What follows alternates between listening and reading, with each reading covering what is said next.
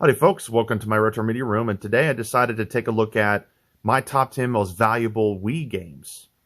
So I like the Wii quite a bit. Obviously, it was ultra popular back when it came out. And what I really love about it was not only the digital store with retro titles you could download. That was very cool. I love the GameCube backwards compatibility that was built into the earlier versions of Wii. And that's one of my probably my favorite thing about it, to be honest. I like the Wii. I've got less than 60 games on it. I don't have a massive library for it, but I do have a good number of fairly enough to put together this list of valuable games on it.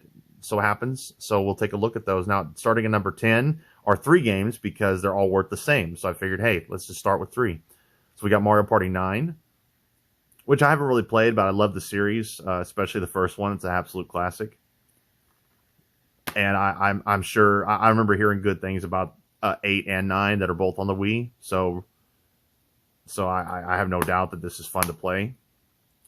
And Godzilla Unleashed, which is just more Godzilla of the Godzilla games since the 128-bit era. You know, kind of big brawlers and stuff, and big scale brawlers and fun. And this one I actually did seek out because it was getting harder and harder to get a hold of. So I was fortunate that I only paid around $30 for it, $30 or $40. And before it really went up, but I knew it was going up, and I'm like, okay, I better get it now before it gets really expensive. And then Kirby's Dream Collection here. So this I got when it first came out, just because I never got around to Kirby growing up. I didn't play it much, but I always appreciated Kirby, especially in Smash Brothers. That was kind of how I really first figured out Kirby, was through Smash Brothers. So you got this anniversary celebration book, very cool. Try not to open it up too hard, but yeah, there's all sorts of goodies in here. Pretty cool. Oh yeah, it talks about all sorts of past games. And then you got Dream Collection, which I have not opened yet. So, and here's all the titles. Here's all the titles included. Very cool. Man, even Kirby All-Star, which I also have on the Super Nintendo, also worth money. So this is very cool. That's why I got this. This is a really neat way of being able to go and play these games on the Wii. So whether or not I keep this sealed, honestly, I don't know. I may or may not. We'll see. Kind of depends on if I have other ways of accessing all those different titles of Kirby that I decide to play. All right, all 3 of these are number 10. And at number 9, we've got Target Terror. So this is a fun and funny on-rails shooter, which, of course, the Wii was pretty famous for light gun type shooters, style shooters, because, well, light guns don't work on modern TVs. They only worked on CRTs, tube TVs. So the Wii, on the other hand, having motion control, they were able to port all sorts of light gun games like House of the Dead and so on, time crisis type games and so on, so on. And so the Wii actually became a great spot for that because you could play it on whatever TV, you hook it up to. And I played this game a little bit. It's actually, it's an interesting game. It's fun. It doesn't take, I don't think it takes itself too seriously. It's retro style of the era of Maximum Force and Area 51 and, stuff like that. So very cool, very fun. I enjoyed this game. Played it with friends years back. Okay, and at number 8, sorry for the bump there, we got Last Story. So this game is supposed to actually be, and Nobuyo Uematsu and Sakaguchi, of course, Uematsu being famous for Final Fantasy soundtracks, and then Sakaguchi, you could say he's the creator of Final Fantasy. So that's obviously why I got a hold of this years ago. Now, unfortunately, I don't have the limited edition or special or collector's edition of this, which would have been really nice to get. Actually, my cousin has it, but at least I have this. I just have a standard version, which is still worth some money. So and it's a cool game, and it's actually certainly one that you want to have if you want a quality, well done game on the Wii. Especially from these legendary creators. So I always meant to get around to playing this. I haven't, but I certainly would like to one of these days. Okay, to number 7, we have Calling. So this is actually a factory sealed copy of the game. Never got around to opening it to play it. And that's kind of what makes this, that's kind of what drives the value up a little bit, is the fact that it's sealed and new. So I thought it looked like an interesting, creepy game, because the Wii actually does have some pretty interesting, scary games you can play in it. One coming up that'll be interesting.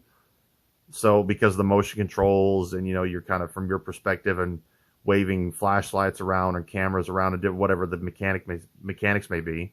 So yeah, I thought this looked interesting, but never got around to it. Now it's worth money. So who knows, right? And at number 6, we have Pandora's Tower.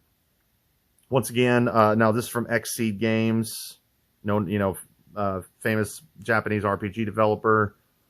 And I always thought this looked really good. This is a bit of a action RPG. Seems to be. I haven't really gotten around to playing it, of course, but critics liked it. It looked really cool. I like the art design of it. It looks kind of has a little bit of a Xenogears vibe to it a little bit. So yeah, this was a game I always. Well, it was just one of the games I got on the Wii. I was like, well, this is a kind of more mature Japanese game on the Wii that I want to play, and maybe someday I will. So, all right. And at number 5, we've got the Metroid Prime trilogy. So this one I had to be patient with and to put together over time, because this was hard to get a hold of for a while, and it still is. But so this is really cool because you have the slipcover. Of course, got the back, and these are essentially on the Wii at the time. You had the remaster and re-implementation of controls, because they put the Wii controls on 1 and 2, which were on the GameCube, and they remastered it a bit. Then even though the Wii wasn't a whole lot more powerful than the GameCube, but there was some tricks up its sleeve. And then Metroid 3 was a Wii game. So, and these Metroid Prime games are great, very, very good games. That is awesome steelbook. This was like I was determined, because I got the GameStop version, the standard GameStop version, but then I got a hold of this version, and this is the superior physical product of the trilogy set. So the disc and this big all this content, the booklet, and this is like, this is like a poster fold out of story information, everything. So yeah, and artwork, very cool. Very cool.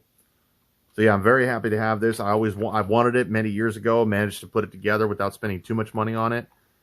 And its value has only gone up since then. It's actually gone up and down a little bit, I've noticed throughout time. There was a point where it went down because Metroid Prime Trilogy came out on the Switch, but it's kind of gone back up in recent times. So it's pretty reasonable at this point. All right, next you have, and as I mentioned, this is another scary game, Silent Hill Shattered Memories. So this was also on the PlayStation 2, and this is before it was like climbing up a little bit, but I wanted the Wii version, because with the Wiimote, you can sit there and use your flashlight with your motion to look around in environments in first person. So I thought the Wii version was actually quite interesting to gameplay wise, even over the PlayStation 2 versions. And of course, this is going to have. And the Wii was more powerful than the PlayStation 2, so I knew this would be the graphically superior one, as well as have the interesting controls for the flashlight mechanics. So opted for the Wii version. Now, if I remember correctly, the PlayStation 2 version is actually worth even more, because there were fewer of them. But this is second to that. So very cool. Once again, Silent Hill games, worth money.